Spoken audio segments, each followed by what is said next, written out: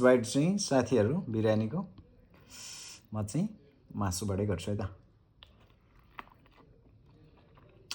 तपाईहरुलाई यस्तो रेसिपी चाहियो भने तपाईहरुले कमेन्ट गर्नुहोस् र बनिहाल्छ। आज हामी चाहिँ यहाँ बिरयानी पकाउने प्रोग्राममा छौं र हामीले चाहिँ यसमा चाहिँ खसीको 2 किलो मासु लिएका छौं र यसमा चाहिँ बासमती राइस पाक्दैछ अनि सुरुदेखि अन्त्यसम्म हामी देखाउने कोसिस गर्छौं। भिडियो बन्दैछ। यहाँ चाहिँ अब मटन पाक्दैछ। यसको लागि चाहिँ मैले यहाँ ग्रेभी बनाउँदै छु। ग्रेभीको लागि मैले चाहिँ यसमा 3वटा ठुलो साइजको प्याज कटिङ गरेर अनि जिराहरू गरम मसला लङ सुक्ने लगाएर चाहिँ मैले यसमा चाहिँ यो ग्रेभीको लागि प्याज फ्राई गर्दै छु। गाइस अब चाहिँ मैले यसमा चाहिँ टमाटर लगाउँदै छु। प्याज चाहिँ एकदम गोल्डन ब्राउन भएर पाकिसकेको छ।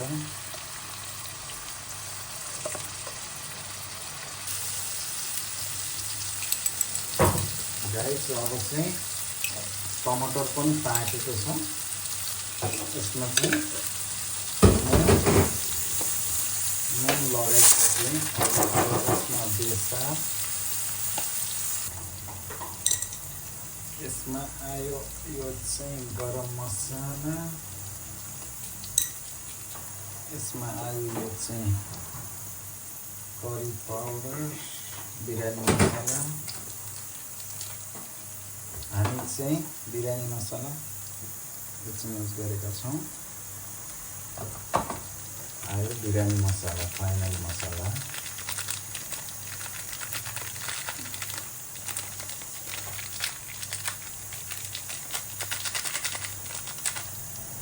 प्याकेटमा भएको भएर चाहिँ निस्किनै गाह्रो भयो। अब मैले राम्रोसँग मिलाउने छु। अलिकति पानी लगाउनु पर्ने हुन्छ। हल्का लागेछ तल। अब यसमा म पानी लगाउँदैछु हल्का मजालसको लागि।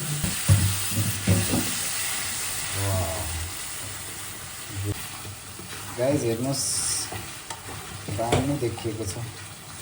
मासु सबै मासुसँग ग्रेभी पुरा भित्र गइसक्यो। अब भोक पनि लागेको छ। अब यसलाई चाहिँ म छिटै बिरयानी बनाउँदैछु। गाइस मैले चाहिँ अब बिरयानीको लागि भाँडा बसाइसकेको छु। यो भाँडामा चाहिँ तलबाट बिरयानी नटाँसियोस् भन्नको लागि यसलाई हल्का चिल्लो बनाउनु पर्ने हुन्छ।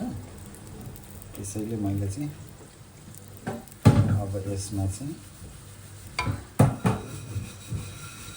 घिउ लगाएँ। अब यसमा आउँछ राइस।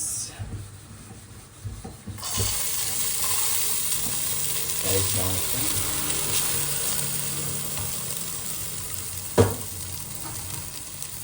बासमती राइस, पोर्चुगलको दावत राइस।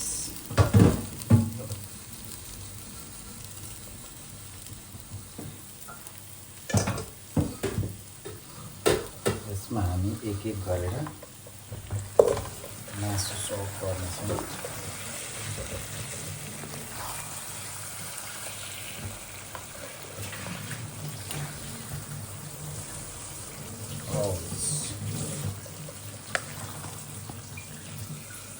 मासु चाहिँ यसरी सबैतिर यसरी फैलाएर राखिदिनेछौँ। यसरी मैले चाहिँ यसरी नै बिरयानी बनाउँछु हैन। तपाईहरुले कसरी बनाउनुहुन्छ त्यो आफ्नो स्टाइलले बनाइन्छ।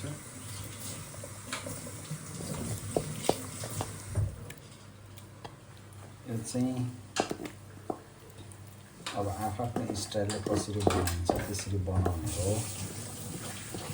मैले चाहिँ यसरी पकाउँछु। अर्को तरिकाबाट पनि पकाउँछु। अब कुनै दिन तपाईहरुले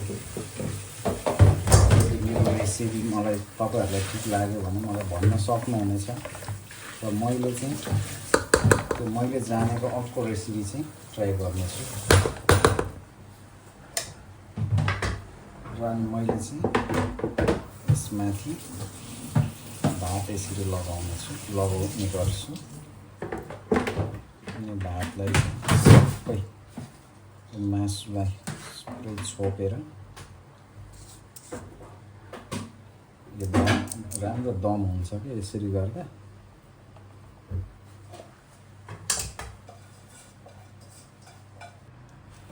गाइस मैले चाहिँ यो बिरयानीको लागि माथिबाट हल्का घिउ हाल्नुपर्छ, राम्रो फ्लेभर आउँछ।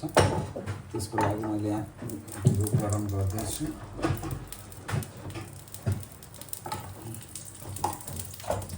घिउ चाहिँ माथिबाट लगाउनु पर्ने हुन्छ।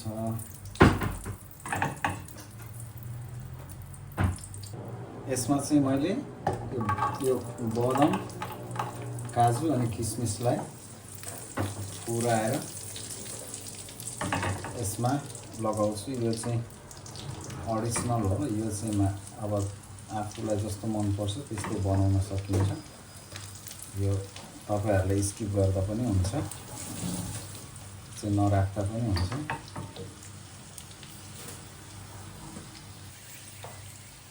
यो चाहिँ गाइस म यो सबै गोल्डन ब्राउन भइसकेको छ। भातमा चाहिँ यसरी लगाइदिन्छु।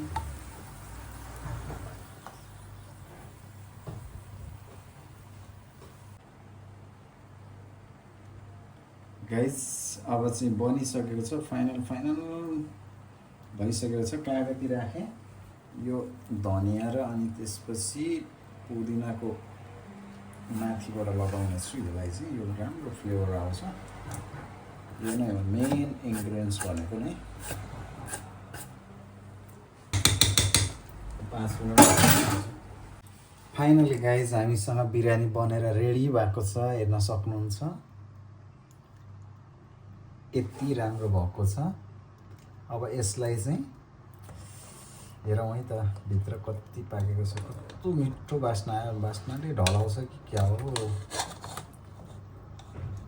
ओ माई गॉड, कति दामी। ल तपाईहरु पनि यसरी नै बिरयानी बनाएर खान सक्नुहुन्छ। ग्रेभीसँग लतपत भएको रहेछ। वाउ, यो चाहिँ मटन बिरयानी। प्लेटमा सर्भ गरौँ। यो चाहिँ मासुको पिस।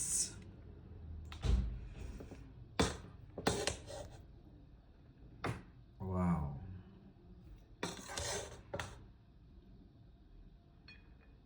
चाहिँ दामी यम्मी। वाउ, दामी भएको छ। यसमा यो चाहिँ कागती र यसमा मैले चाहिँ रायता पनि बनाएको छु। दही अनि यहाँ धनिया, पुदिना, सल्ट, पेपर लगाएर यो रायता र अनि त्यसपछि यो मटन बिरयानी या त chicken biryani any one biryani चाहिँ बिरयानीको कम्बिनेसन चाहिँ यस्तो दामी हुन्छ। खाना पनि टेस्टी हुन्छ। तपाईहरुले पनि यसरी बनाएर खान सक्नुहुन्छ। हेर्नुहोस्, तपाईहरुलाई यस्तो रेसिपी चाहियो भने तपाईहरुले कमेन्ट गर्नुहोस् र बनिहाल्छ। अमृत सेफले तपाईहरुको लागि अर्को रेसिपी लिएर आउनेछ है त। यो रेसिपीलाई कस्तो मन पर्छ कि पर्दैन लाइक कमेन्ट गर्न नबिर्सिनु होला। हस्, बाई।